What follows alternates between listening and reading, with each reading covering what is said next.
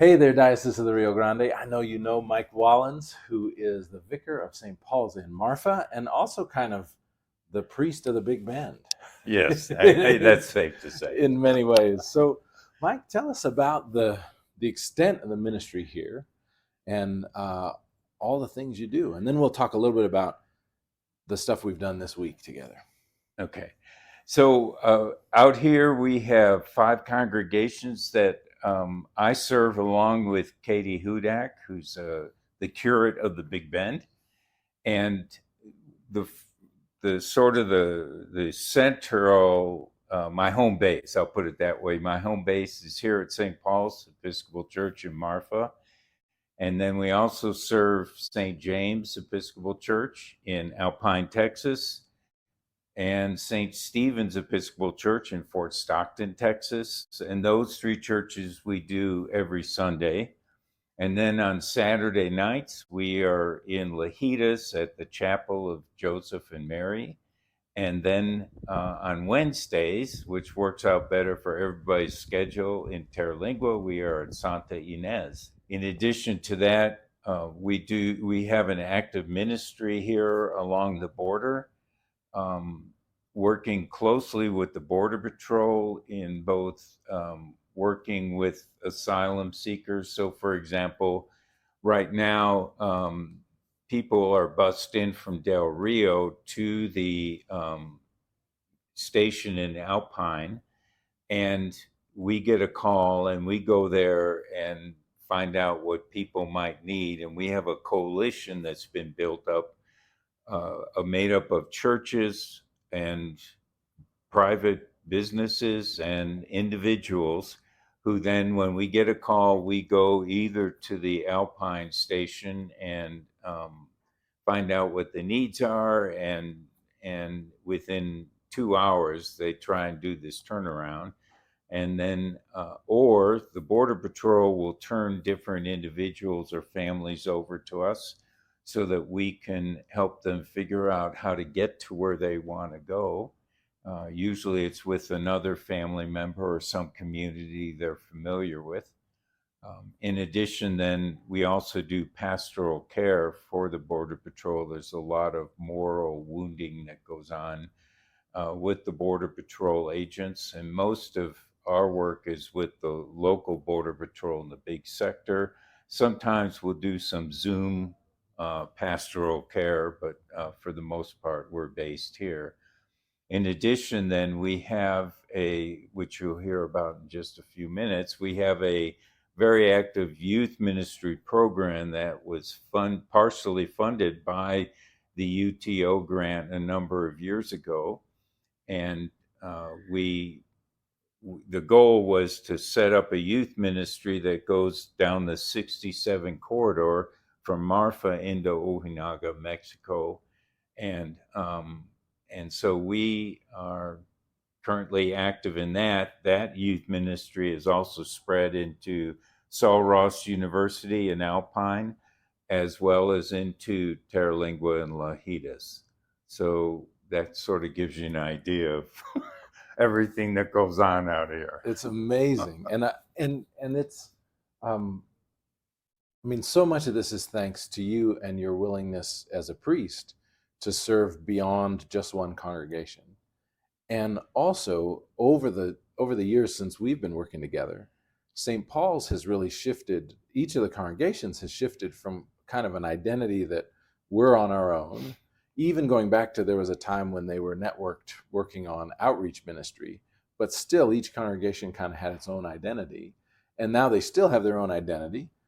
We're not closing any of the buildings, but they're collaborating together.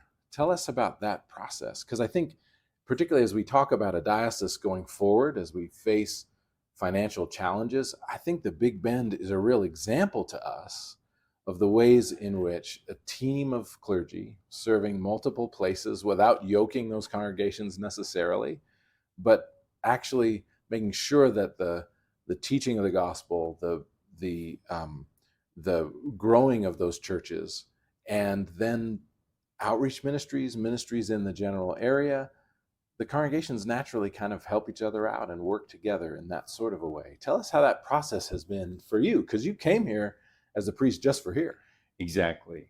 And the Holy Spirit sort of pushed me, and I stumbled along, and there in St. James, for example, the vicar that was there retired, and I was asked to sort of fill in until they found someone, and it just didn't work out for a number of different reasons. So then I started there, and also through Ultravez, which is um, a store that provides clothes, slightly or used clothes for people and other things in that part of the border in Terralingua.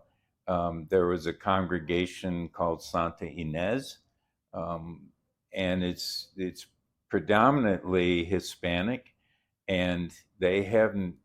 The first thing we did was, according to Marcy Reed, who's lived there for I don't know how long, um, we decided to start with Our Lady of Guadalupe, and they hadn't had that celebration in over 40 years. There's no Roman Catholic Church there, and so we had about anywhere, I think it was 75 to 100 people in the ghost town. The little boys were doing this machete dance, and they just love twirling those machetes. Dull, of course. And the folklorical dancers danced, and then we processed up to the church and recounted the story of Our Lady of Guadalupe and said prayers, and then had a little banquet afterwards. So that grew. Then I have done several weddings prior to that in Lajitas, and they have a chapel there. It's part of the golf resort, actually. I don't play golf. And so when I talked with Sandy Price, who oversees that chapel and weddings and all sorts of stuff there, we decided to start offering services. And so people come in. And prior to my being there, Kay Jennings was going down there once a month. So we decided to increase that to once a week. And so the attendance varies depending on the season of the year and what's going on. Fort Stockton had a priest who would come down twice a month from New Mexico, Father Black, and I don't know who was before him. And then he developed a heart condition and unfortunately died. And so then we started going up there to Fort Stockton, and all these are different congregations with different, in Fort Stockton, it's primarily ranchers, but there's a number of people who are very involved in the town there. In Terralingua, it's primarily Hispanic.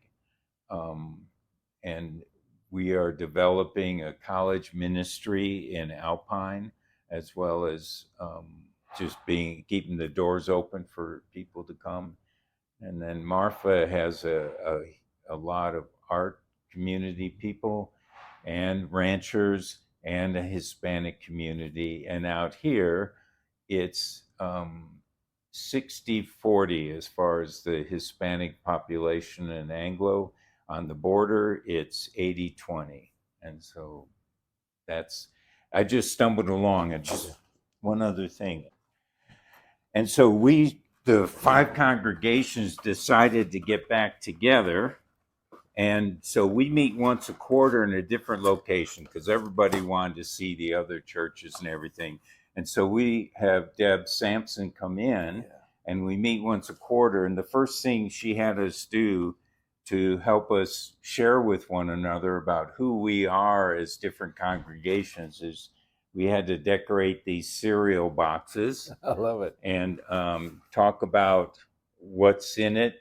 So, for instance, where the ingredients would be for St. Paul's, we said love, Eucharist, kindness, caring, joy, coffee cake, peace, music, scripture, people. morning prayer online sometimes, sharing, grace, hope, laughter, and compassion. That's our ingredients. And so we meet once a quarter, and people have really grown together and understand one another. And that's where, if there's a need in a particular area or congregation, we talk about it, we figure out how to support one another, and we do it. It's wonderful. And so these are not yoked congregations in any formal way. No. There's not one bishop's committee or vestry for the whole thing. It's very important, particularly for me as a bishop, thinking about this as a possible model for the future. Each congregation retains its own building and its own integrity and its own identity. We're just connecting them together by the clergy rotating around and by these quarterly gatherings where each gets to know the other, and then moments of collaboration just kind of present themselves, and the ministry continues to expand. And what we're finding is, well, I'll also say that the diocese is a partner in this as well. Yes. The trustees of the diocese have purchased the vicarage here in Marfa and are contributing that, as well as a little bit of extra money to support having the curate here. And that allows 2 full-time paid clergy to look after these 5 congregations. That's a 3-year experiment that is going well, and it means we're doing a better job of taking care of you, because you're not doing it all by yourself, right? And there are, in an area like this, there are sometimes clergy who retire here. And so from time to time, there will be retired clergy who may wish to join that team. But I think particularly having 5 congregations as spread out as they are here, having 2 paid clergy has really made the difference, in the sense that in each place we're confirming and receiving people. In each place, the congregations are growing. Yeah, we are, but we also come together, like for confirmation classes, Episcopal 101. The preference is in person, but clearly that can't always happen. And so we offer them both online and in person at the same time. And it's developed some really nice relationships between individuals and churches also. And so while you've been out here, of course, we've had confirmation and receptions in each of the churches with the people from that congregation.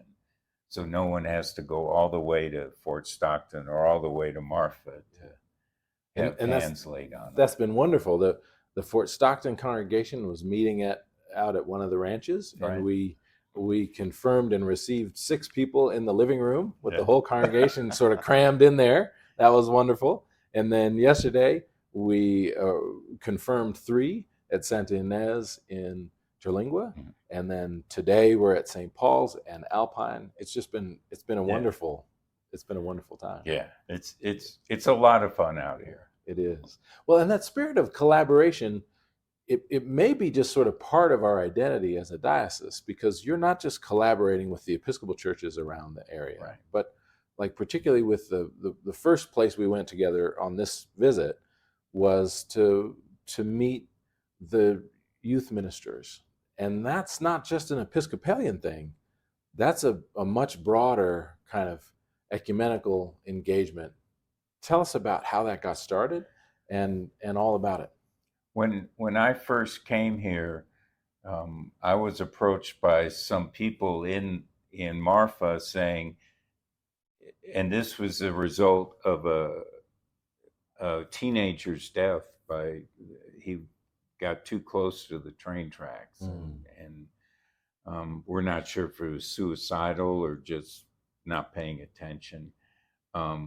Anyways, there's nothing out here for youth, and so we formed a committee made up of people from different churches and some who don't go to church but are very strong believers, and decided to partner with Young Life, and also through, as I said, a grant from UTO, we're able to provide seed money. And so Connor Travis, and at the time he wasn't married, but now his wife Caroline are here, and Vicente in Presidio was hired with some of that seed money, and we met with Vicente and his fiance yesterday in Terralingua.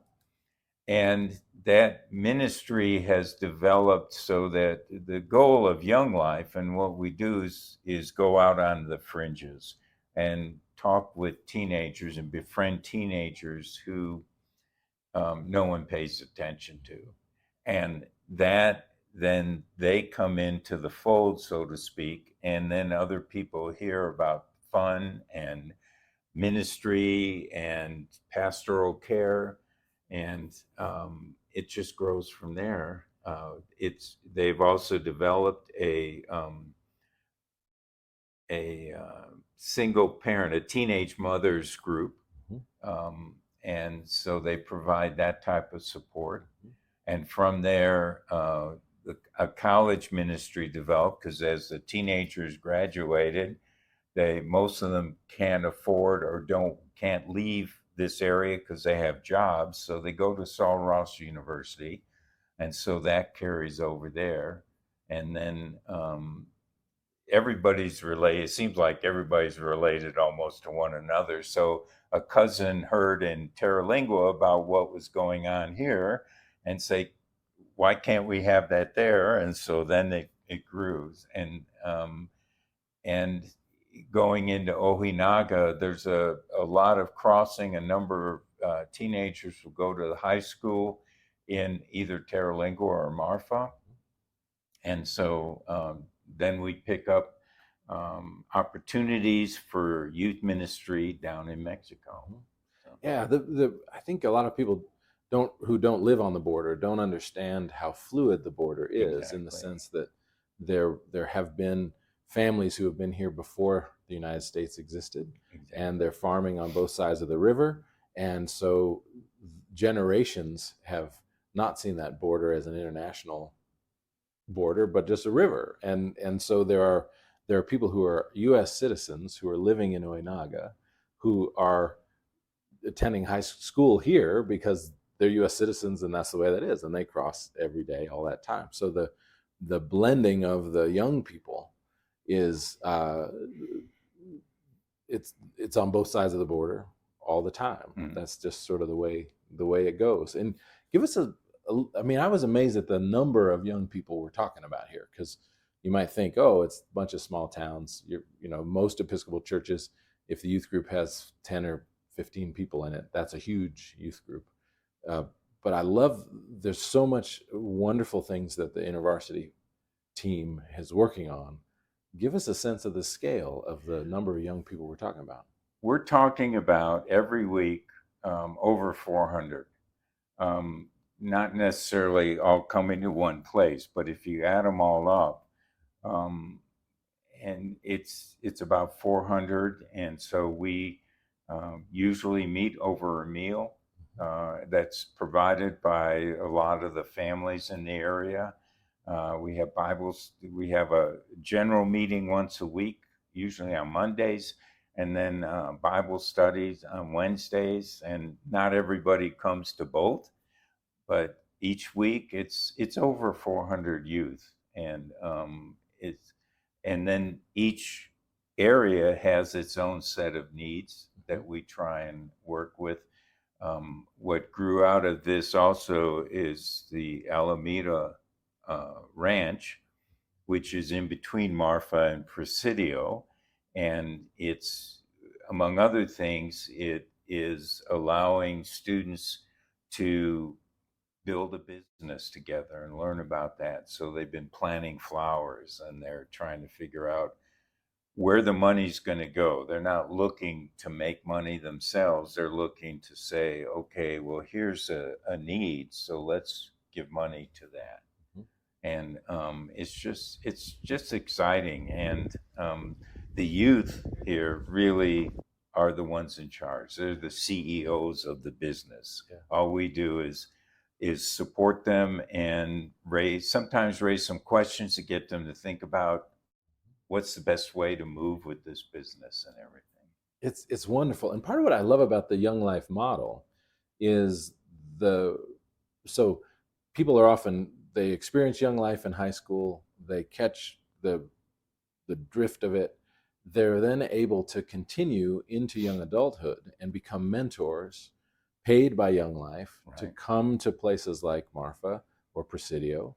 And the way it works when they come is that they they create a community of adults from the community that becomes their prayer team, their mentors, Right. their connections in the high school, their connections with businesses locally, their connections with clergy and the churches. And so it draws people together, like you say, maybe they're in church, maybe they're in the school, maybe they're in the business, but they're concerned about young people.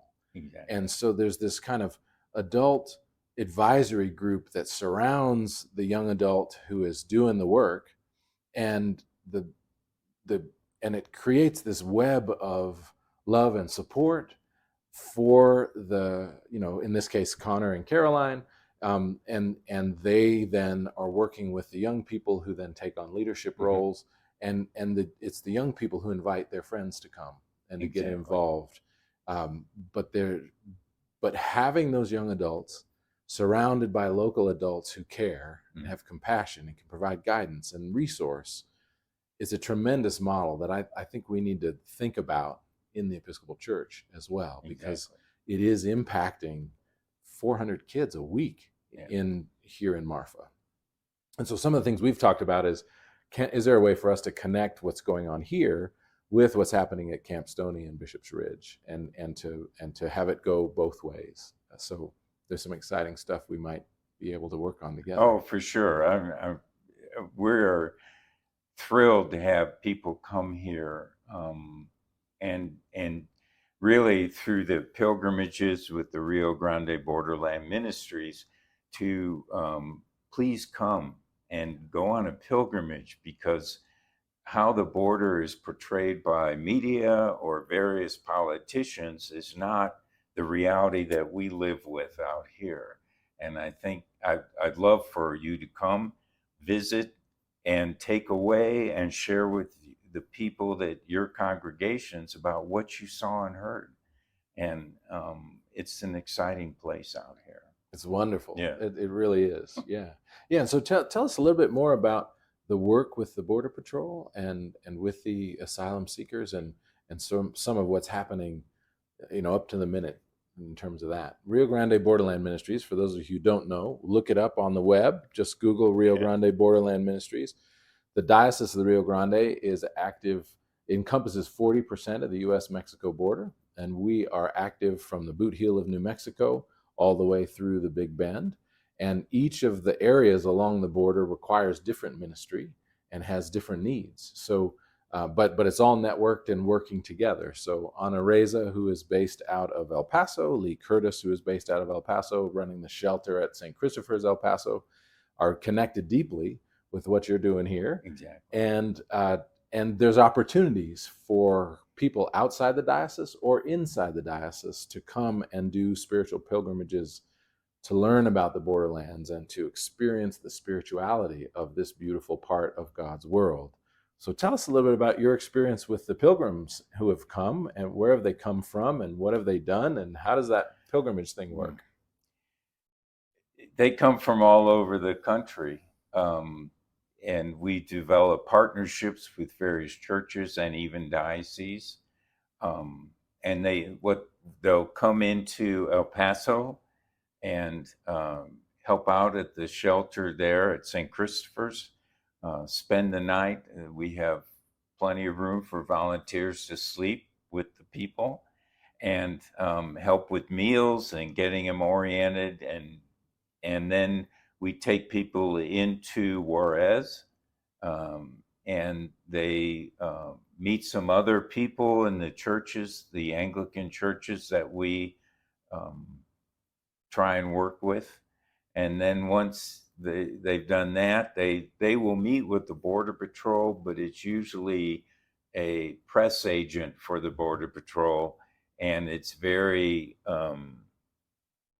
scripted. That's a Yeah, good in word. the El Paso thing, it's Yeah. very tight, right? Yes. Yeah. And then they'll come out here and they'll meet with the Border Patrol, which is it's not scripted necessarily. It's very open. So you meet with the Border Patrol out here. The agents have these huge hearts.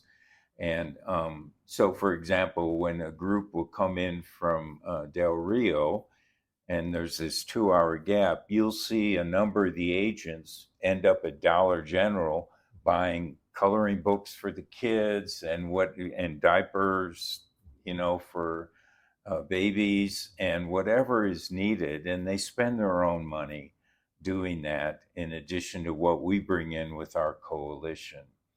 Um, and and then the pilgrimages, the people there, they get a tour. I mean, they take them back to where they're processed. It's very transparent out here, and you can ask the agents whatever questions you want, and they will do their best to answer them um, in a very candid way. And so it's really help people understand the difficult position that the Border Patrol's in, because their mission is narrowly focused that people don't seem to understand. They are to pick up, to rescue, and to process, and then they either make determination: are they going to be deported, depending on the policies of the country at the time? Will they be deported? Will they be released to the coalition so that we can get them where they need to go? Will they be, if they have a criminal record, then they get sent to detention. If they're children, unaccompanied, then they get sent to the shelter here in Pecos, which is about an hour and a half from here. And we have a ministry, active ministry there with the children. Yes, and I visited that one Yeah. a couple years ago. It is not. I mean, you all might remember when there were unaccompanied minors that were being kept kind of under the bridge, and we were very concerned a number of years ago with how the young people were being treated. The shelter that we visited in Pecos, they are very much concerned about. It's like a big youth camp, is what it's like, and they care about the kids, the young people's spiritual needs. They're doing post trauma care because many of the young people, if you're traveling by your own, making this journey, you have experienced a lot of trauma and lived with fear and anxiety like no human being should have to live with. And so there are arts programs, there's therapy, there's athletics programs to try to help those unaccompanied minors deal with the trauma that they have been through, and there are clergy that are there to help with their spiritual needs as well.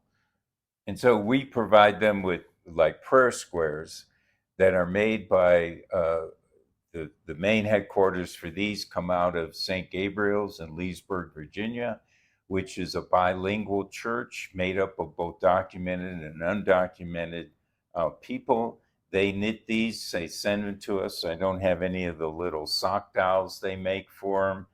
We also provide rosaries and Bibles, both in English and Spanish, and we can't keep up with the teenagers and the children, because you talk about people with a strong faith. That's all they have to hang on to. And so we're constantly trying to keep up with the demand for rosaries and Bibles, and we've got prayer squares, and it really means a lot to them, because when a number of times I'll give them a prayer square and I'll explain to them, well, these have been prayed over by people in the church in Connecticut, and we distribute them here. And they'll start crying because they didn't think anybody cared about them, because they're in this shelter. So It's wonderful. Yeah. Well, and you've talked about the work that happens with the Border Patrol with respect to moral injury and the moral wounding, the stories which we hear sometimes because of course the cartels are active on both sides, and they're moving both weapons, guns, and drugs across the border, and using people to do that. And there are sometimes we've known of examples where a person is forced by the cartel to carry drugs or weapons across the border under the threat that they will kill their families or they will kill them if they don't do it. And so people are being forced to cross the border in those situations. And if they're found and arrested here with drugs on them, the law says they're criminals, but the Border Patrol knows that they were threatened with death or death in their families if they didn't do what the cartels are forcing them to do. And so it puts the officers in a difficult situation, always balancing their duty to uphold the law, which they want to do, but also with the humanitarian reality of people being forced into criminal activity, that that they are victims as well. So out here, the sector chief told the agents when someone's picked up with drugs and they tell this terrible story about their lives or family lives being threatened, the Border Patrol knows who's who in the cartel. And so if the names resonate with the agents, they will not charge them with bringing drugs over. They have 72 hours to bring the charges. They will be charged with crossing in a place other than a port of entry. But that's the type of thing the Border Patrol works on. They put me through their resiliency training, and then I provide some of that with them. We also minister to the couples, so a Border Patrol and their spouses, because the family also is impacted by the work. And just to give you an example of this moral wounding, a number of years ago, for example, most of the agents here, all of them speak Spanish. A good portion of them come from the Triangle in Central America. And so when there was family separation, one of them had to separate families from the village in which he was from, and he knew them.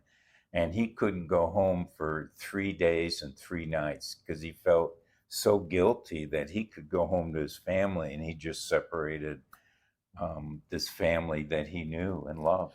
And when you say separation, we may not remember what that was like. That this means separating the children from the parents. Exactly. Right? So that they would be treated differently. Exactly. In the shelter system. Exactly. So the agents, following the policies of the United States government at that time, right, required them to literally take children out of the arms of their parents and to take the children out into a detention center. So that you can just imagine the fear in those children, the panic in the parents, the tears and the crying and the wailing that those agents were engaged in. And they're human beings who took this job to do justice and care, provide protection, but engaging in that kind of being when doing your job requires you to do something that hurts your soul. Exactly. That's when they call Father Mike Wallens. Well, yeah, and you help among others. Among others, there's a whole network here, and so it's important that everybody understands that the border situation is complicated. It's not just black and white. It's not just criminals or not criminals. It is people forced into crime. It is, and so we act not in terms of the politics. We act in terms of the gospel mandate that we love and care for everybody. And that includes the Border Patrol agents and their families. And it includes the real human needs of those who are crossing for whatever reason. Yes. Yeah. Well, and there's one more thing. We got to talk about the trees. Oh yeah. We got to talk about the trees because there's a whole other thing. Yes. So the Eco Justice Group in the Episcopal Church, the National Church, every year gives out grants to organizations, to Episcopal churches, and we applied for one of those grants and received it. And so we received, if you look at a satellite picture of Marfa, Texas, the northern part of the town, trees galore. Southern part, no trees. And separated by the railroad tracks. That's right. The other side of the exactly. tracks. Yes. Yeah. And so we applied for a grant to plant grown trees in the affordable housing part of Marfa. And that grant was awarded to us, and we work under the condition to apply for the grant, you have to partner with another organization. So we partnered with the Big Bend Conservation Alliance, which is an organization that obviously deals in ecology and conservation, but really uses the wisdom and the understanding of the indigenous people from this area, the Mescalera Apache, the Jumanji Apache, and the Lipan Apache are all, this is the ground we're on. And so the trees will be planted and be cared for. We, members of St. Paul's, will partner with people who live in the affordable housing to care for it. They'll adopt that tree and care for it. It's wonderful. Yeah. And so it is, I mean, again, people might not understand the way racism works out here in the West, where for many years, people of Hispanic or Mexican descent were segregated from the schools. And there's a video about the Blackwell School, which we did a couple of years ago that I'll link to in this video. But it's very much the case that across the tracks here in Marfa, life was lived very differently. And you went to a different school where you were forced not to speak Spanish. The cemetery here is segregated, the white side and the Hispanic side.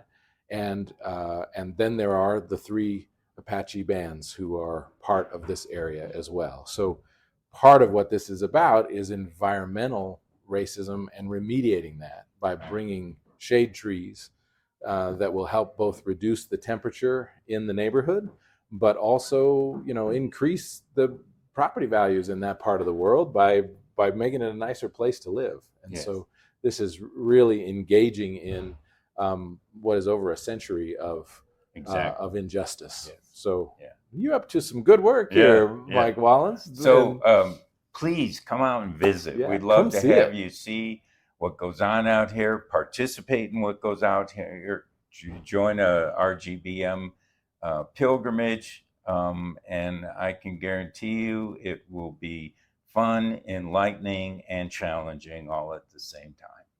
Thanks be to God for you, Mike, and for Thank everybody who's working for the Episcopal Church out here in the Big Bend. Thank you.